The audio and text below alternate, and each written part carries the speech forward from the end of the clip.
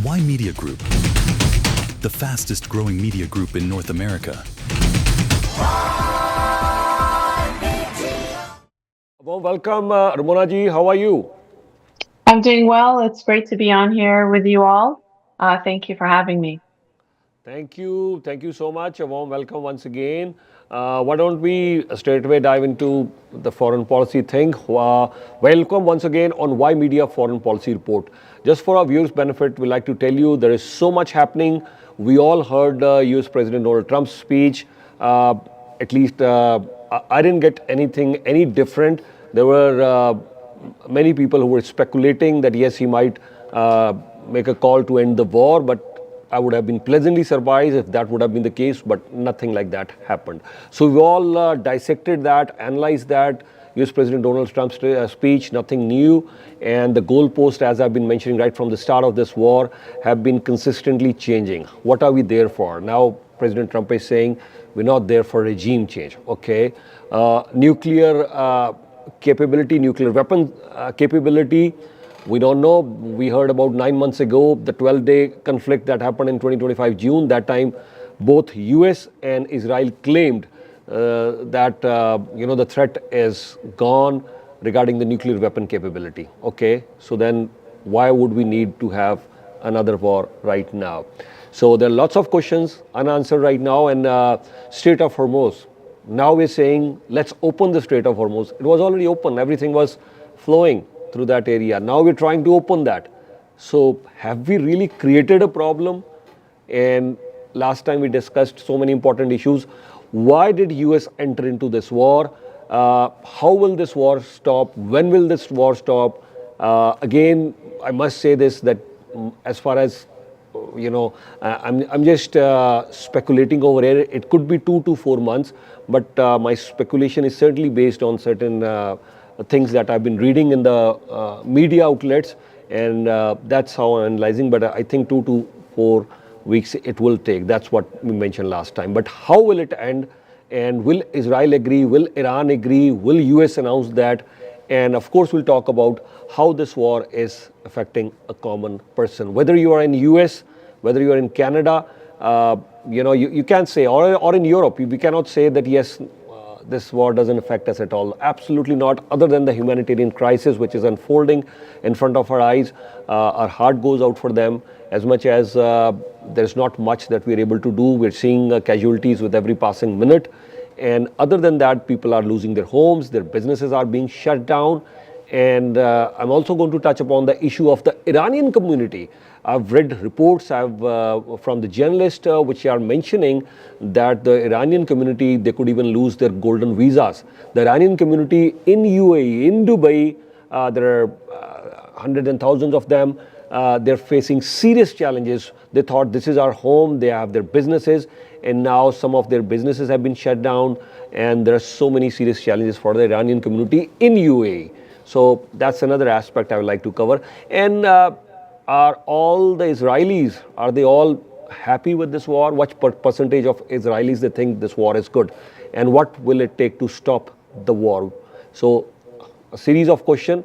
But before we start into this discussion, and we'll try to answer all these questions for you, Ramona ji, your overall take, what's happening right now? Please go ahead.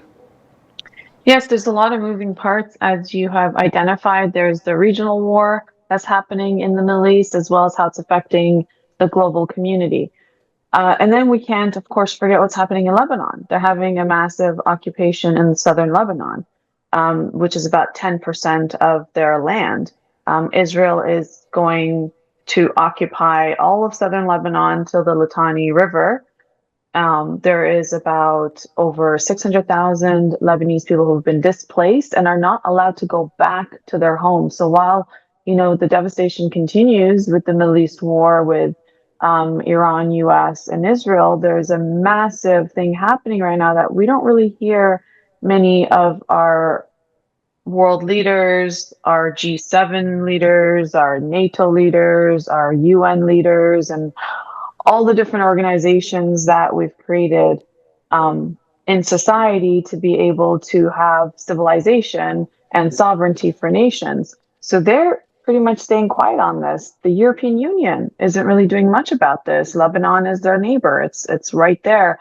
So it is a bit devastating to see how that's unfolding in the whole midst of things, and it's not getting as much news attention as well because Lebanon's not able to defend itself like we're seeing happen, and it doesn't have the level of strategic access to oil and the natural resources and to be able to close off what we're seeing in the Strait of Hormuz, which affects the global community, to then put pressure on the United States.